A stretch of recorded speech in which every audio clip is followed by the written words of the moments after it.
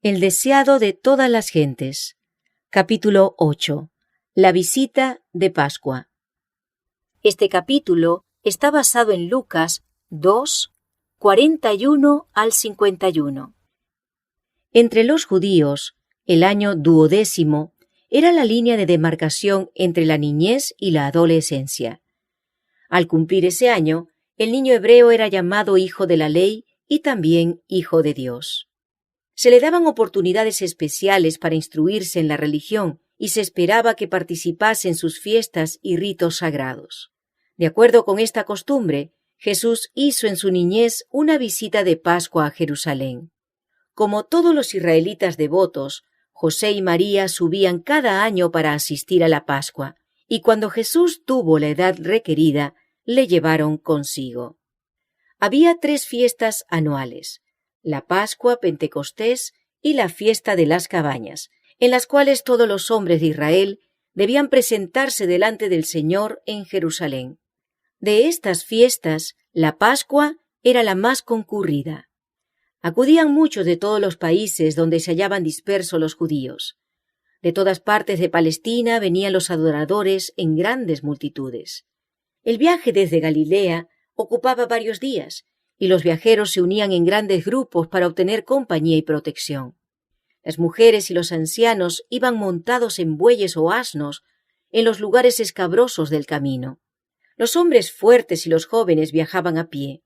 El tiempo de la Pascua correspondía a fines de marzo o principios de abril, y todo el país era alegrado por las flores y el canto de los pájaros.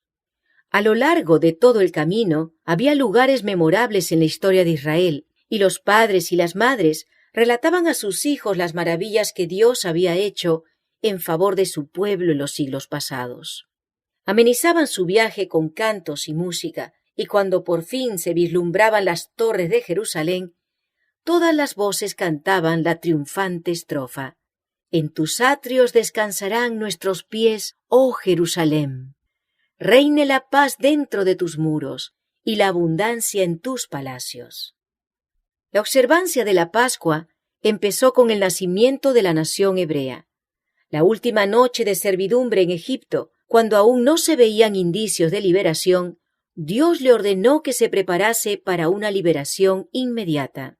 Él había advertido al faraón del juicio final de los egipcios e indicó a los hebreos que reuniesen a sus familias en sus moradas. Habiendo asperjado los dinteles de sus puertas con la sangre del cordero inmolado, habían de comer el cordero asado, con pan sin levadura y hierbas amargas.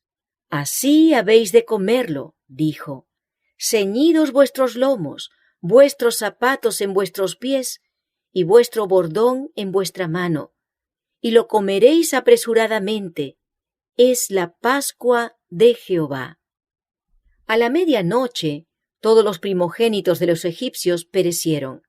Entonces el rey envió a Israel el mensaje: «Salid de en medio de mi pueblo, e id, servid a Jehová como habéis dicho».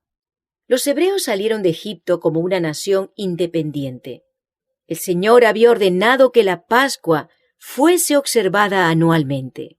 Y dijo él: «Cuando os dijeren vuestros hijos, ¿qué rito es este vuestro?, vosotros responderéis: es la víctima de la Pascua de Jehová, el cual pasó las casas de los hijos de Israel en Egipto, cuando hirió a los egipcios». Y así de generación en generación había de repetirse la historia de esa liberación maravillosa. La Pascua iba seguida de los 7 días de panes ácimos. El segundo día de la fiesta se presentaba una gavilla de cebada delante del Señor como primicias de la mies del año. Todas las ceremonias de la fiesta eran figuras de la obra de Cristo. La liberación de Israel del yugo egipcio era una lección objetiva de la redención, que la Pascua estaba destinada a rememorar.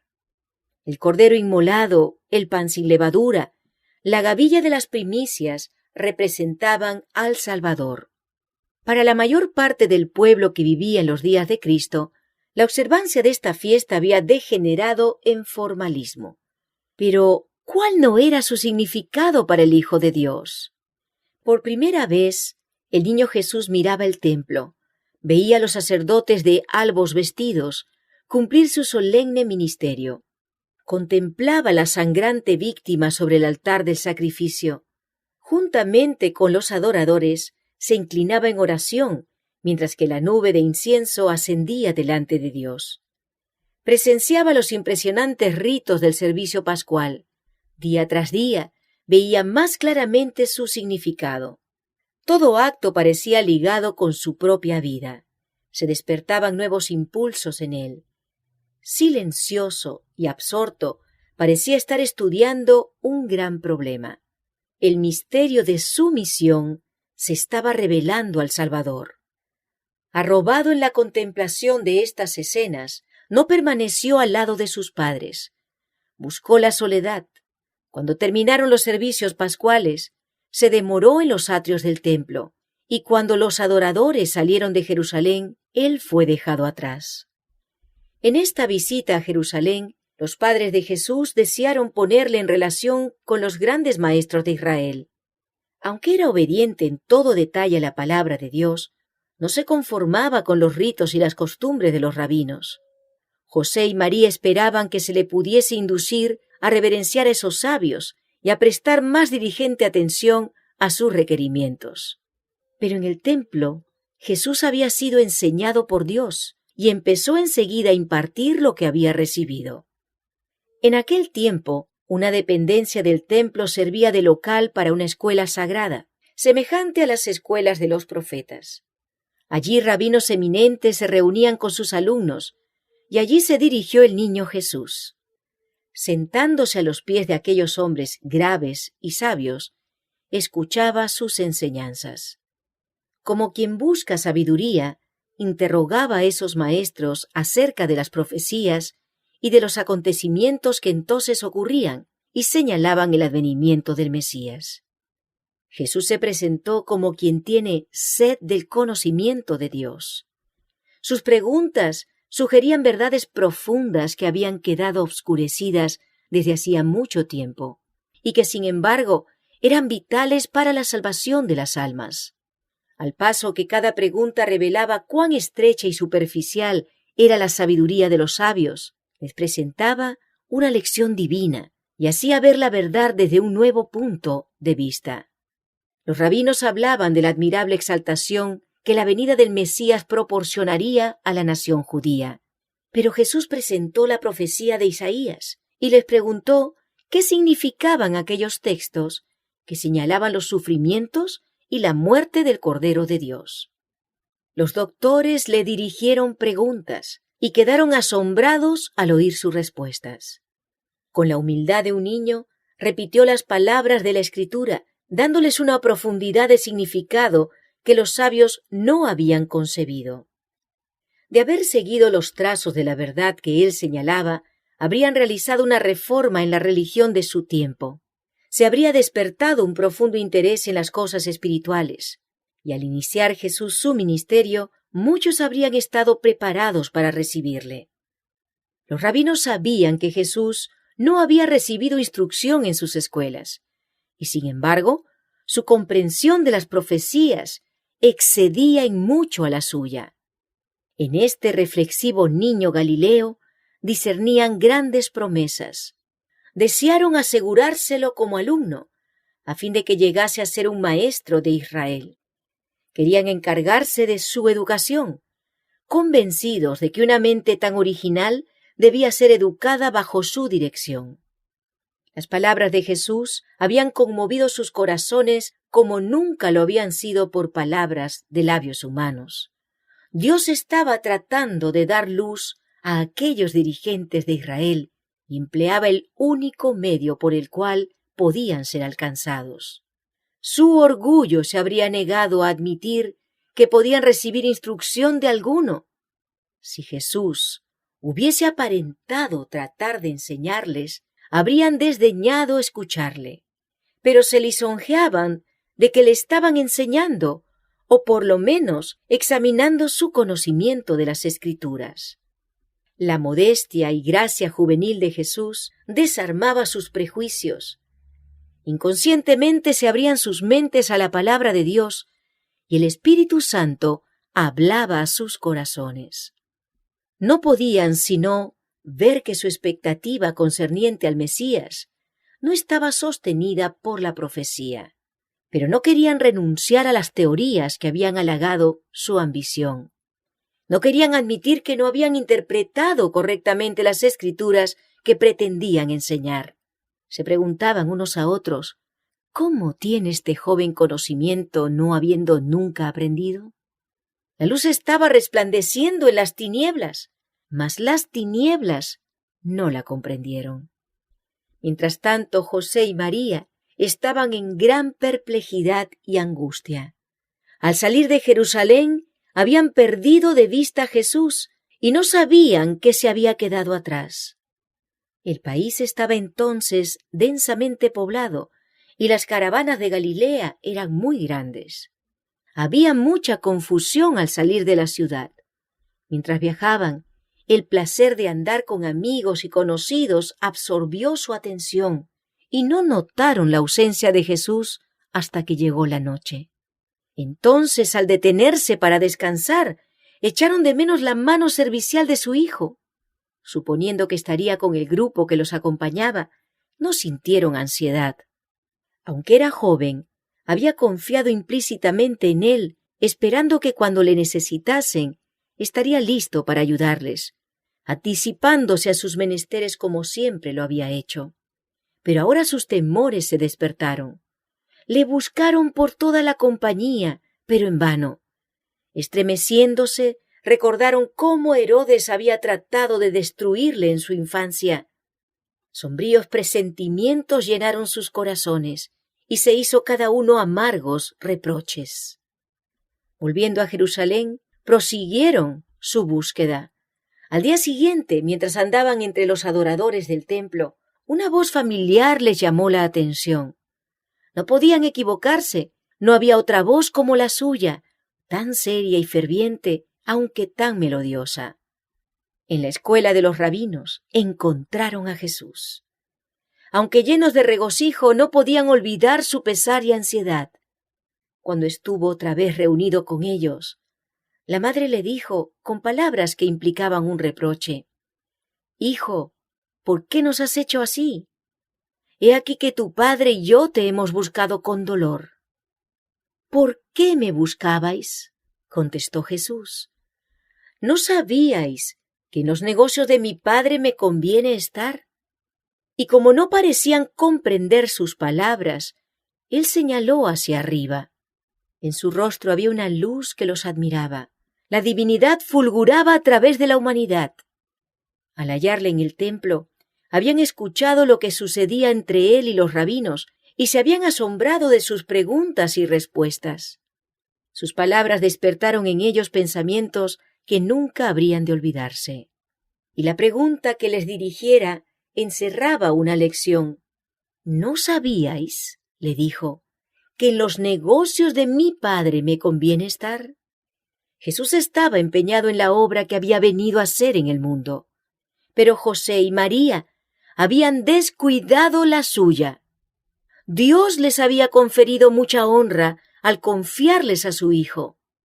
Los santos ángeles habían dirigido los pasos de José a fin de conservar la vida de Jesús. Pero durante un día entero habían perdido de vista a aquel que no debían haber olvidado un momento. Y al quedar aliviada su ansiedad, no se habían censurado a sí mismos, sino que le habían echado la culpa a él. Era natural que los padres de Jesús le considerasen como su propio hijo. Él estaba diariamente con ellos. En muchos aspectos de su vida era igual a la de los otros niños, y les era difícil comprender que era el Hijo de Dios. Corrían el peligro de no apreciar la bendición que se les concedía con la presencia del Redentor del mundo. El pesar de verse separados de él y el suave reproche que sus palabras implicaban estaban destinados a hacerles ver el carácter sagrado de su cometido. En la respuesta que dio a su madre, Jesús demostró por primera vez que comprendía su relación con Dios. Antes de su nacimiento, el ángel había dicho a María: «Este será grande y será llamado Hijo del Altísimo, y le dará el Señor Dios el trono de David su padre, y reinará en la casa de Jacob por siempre. María había ponderado estas palabras en su corazón. Sin embargo, aunque creía que su hijo había de ser el Mesías de Israel, no comprendía su misión. En esta ocasión no entendió sus palabras, pero sabía que había negado que fuera hijo de José y se había declarado hijo de Dios. Jesús no ignoraba su relación con sus padres terrenales. Desde Jerusalén volvió a casa con ellos y les ayudó en su vida de trabajo. Ocultó en su corazón el misterio de su misión, esperando sumiso el momento señalado en que debía emprender su labor. Durante 18 años, después de haber aseverado ser el hijo de Dios, reconoció el vínculo que le unía a la familia de Nazaret y cumplió los deberes del hijo, hermano, amigo y ciudadano. Al revelársele a Jesús su misión en el templo, rehuyó el contacto de la multitud. Deseaba volver tranquilamente de Jerusalén con aquellos que conocían el secreto de su vida. Mediante el servicio pascual, Dios estaba tratando de apartar a sus hijos de sus congojas mundanales y recordarles la obra admirable que Él realizara al librarlos de Egipto. Él deseaba que viesen en esta obra una promesa de la liberación del pecado. Así como la sangre del Cordero inmolado protegió los hogares de Israel, la sangre de Cristo había de salvar sus almas. Pero podían ser salvos por Cristo únicamente en la medida en que por la fe se apropiaban la vida de Él. No había virtud en el servicio simbólico, sino en la medida en que dirigía a los adoradores hacia Cristo como su Salvador personal. Dios deseaba que fuesen inducidos a estudiar y meditar con oración acerca de la misión de Cristo. Pero con demasiada frecuencia, cuando las muchedumbres abandonaban a Jerusalén, la excitación del viaje y el trato social absorbían su atención y se olvidaban del servicio que habían presenciado. El Salvador no sentía atracción por esas compañías. Jesús esperaba dirigir la atención de José y María a las profecías referentes a un Salvador que había de sufrir mientras volviese solo con ellos de Jerusalén. En el Calvario trató de aliviar la pena de su madre. En estos momentos también pensaba en ella.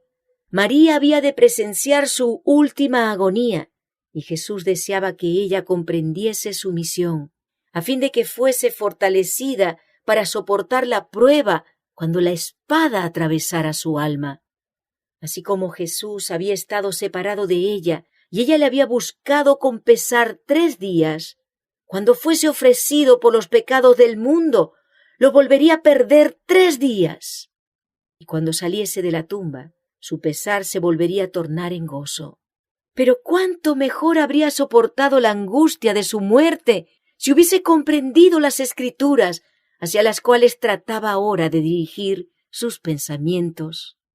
Si José y María hubiesen fortalecido su ánimo en Dios por la meditación y la oración, podrían haberse dado cuenta del carácter sagrado de su cometido y no habrían perdido de vista a Jesús.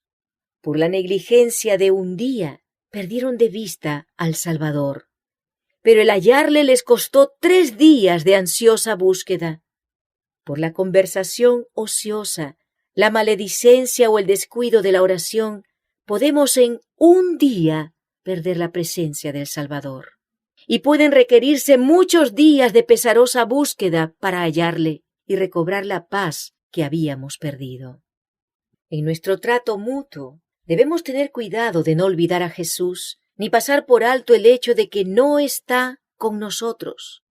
Cuando nos dejamos absorber por las cosas mundanales, de tal manera que no nos acordamos de aquel en quien se concentra nuestra esperanza de vida eterna, nos separamos de Jesús y de los ángeles celestiales. Estos seres santos no pueden permanecer donde no se desea la presencia del Salvador ni se nota su ausencia. Esta es la razón por la cual existe con tanta frecuencia el desaliento entre los que profesan seguir a Cristo. Muchos asisten a los servicios religiosos y se sienten refrigerados y consolados por la palabra de Dios. Pero por descuidar la meditación, la vigilancia y la oración, pierden la bendición y se hallan más indigentes que antes de recibirla. Con frecuencia les parece que Dios los ha tratado duramente. ¿No ven que ellos tienen la culpa? Al separarse de Jesús, se han privado de la luz de su presencia. Sería bueno que cada día dedicásemos 1 hora de reflexión a la contemplación de la vida de Cristo. Debiéramos tomarla punto por punto y dejar que la imaginación se posesione de cada escena, especialmente de las finales. Y mientras nos espaciemos así en su gran sacrificio por nosotros, nuestra confianza en Él será más constante, se reavivará nuestro amor y quedaremos más imbuidos de su espíritu. Si queremos ser salvos al fin, debemos aprender la lección de penitencia y humillación al pie de la cruz. Mientras nos asociamos unos con otros, podemos ser una bendición mutua. Si pertenecemos a Cristo, nuestros pensamientos más dulces se referirán a Él.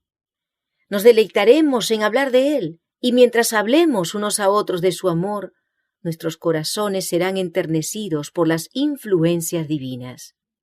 Contemplando la belleza de su carácter, seremos transformados de gloria en gloria en la misma semejanza.